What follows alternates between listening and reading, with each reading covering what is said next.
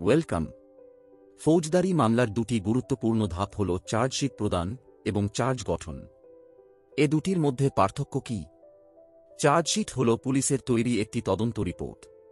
কোনো অপরাধের অভিযোগ পাওয়ার পর পুলিশ যখন তদন্ত শেষ করে, তখন যদি তারা মনে করে যে অভিযুক্ত ব্যক্তির বিরুদ্ধে অপরাধ প্রমাণ করার মতো যথেষ্ট সাক্ষ্য প্রমাণ পাওয়া গেছে, কেবল তখনই তারা ম্যাজিস্ট্রেট বা সংশ্লিষ্ট আদালতে ফৌজদারি কার্যবিধি বা সিআরপিসির ১৭৩ ধারা অনুযায়ী এই অভিযোগপত্র বা চার্জশিট দাখিল করে।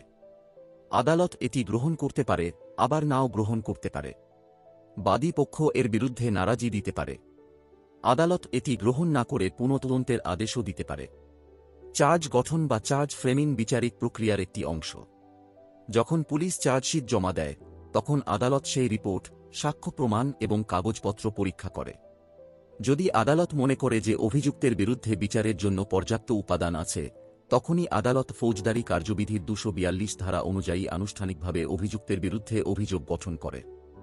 চার্জ গঠনের মূল উদ্দেশ্য হল অভিযুক্তকে স্পষ্টভাবে জানিয়ে দেওয়া যে তার বিরুদ্ধে কি কি সুনির্দিষ্ট অপরাধের জন্য বিচার শুরু হতে চলেছে।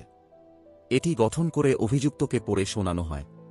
সারসংক্ষেপে বলা যায়, চার্জশিট হল পুলিশের তৈরি রিপোর্ট, আর চার্জ গঠন হল সেই রিপোর্টের ভিত্তিতে বিচারকের নেওয়া সিদ্ধান্ত, যা বিচারের সূচনা করে। তুলনা করলে দেখা যায় যে চার্জশিট হল পুলিশের কাজ, এটা তদন্তের ফল, আর চার্জ গঠন হল আদালতের কাজ, এটা বিচারের সূচনা। চার্জশিট দেয়া হয় সিআরপিসির ১৭৩ ধারায়, আর চার্জ গঠন করা হয় ২৪২ ধারায়।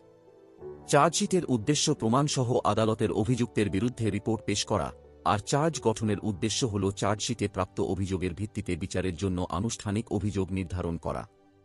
আমাদের সাথে থাকার জন্য আপনাকে ধন্যবাদ।